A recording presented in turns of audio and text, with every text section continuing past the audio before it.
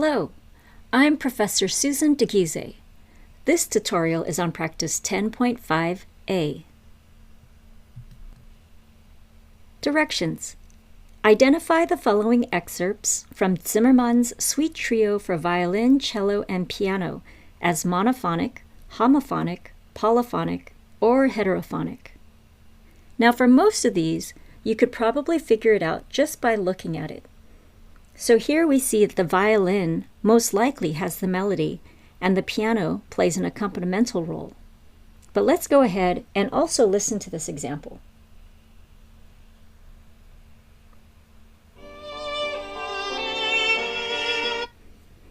There we can clearly hear that the violin has the melody. That makes this example homophonic. When we hear a melody with an accompaniment, that is homophonic. Go ahead and do numbers 1 through 4 on your own, pause the video, and press play when you're ready. Looking at number 1, the violin and the cello have the same rhythm. They're both playing Ds, but the violin is playing D4 and the cello is playing D3. Since this is an octave and the rhythm is the same, there's a good chance this is monophony. Let's go ahead and listen to the example to confirm.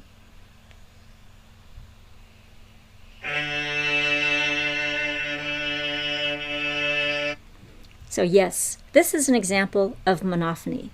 So this example is monophonic.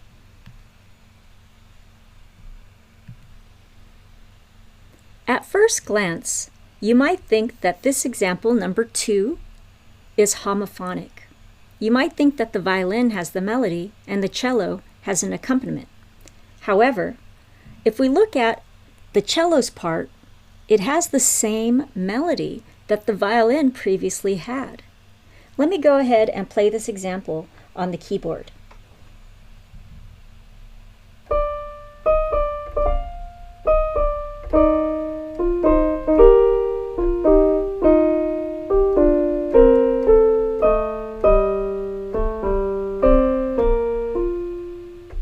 Did you hear how the cello came in with the same melody as the violin?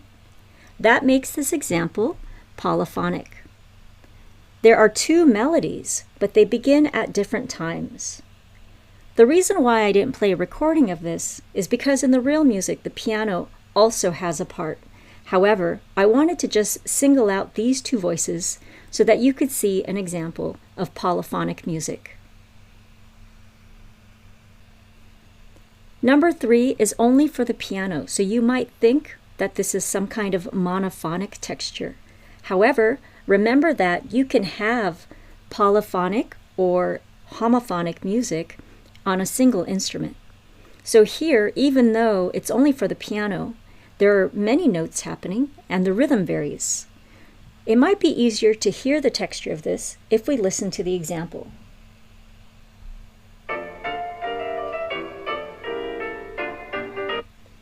So there, the melody is in the upper voice.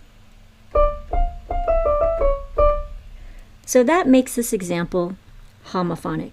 Whenever you have a melody with an accompaniment, the texture is homophonic. Just like number 3, number 4 is for piano. Now for this one, it might be a little easier to see that it's an example of homophony, because the right hand begins with the melody, so you can assume that the left hand is accompanimental. The left hand also appears to be less interesting rhythmically. Let's double check by listening to the example.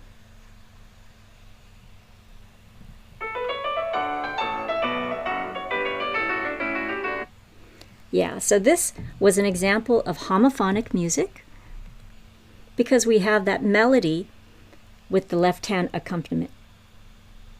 If you have any questions on texture, please reread section 10.5. You've now completed the tutorial for practice 10.5a. Thank you for watching.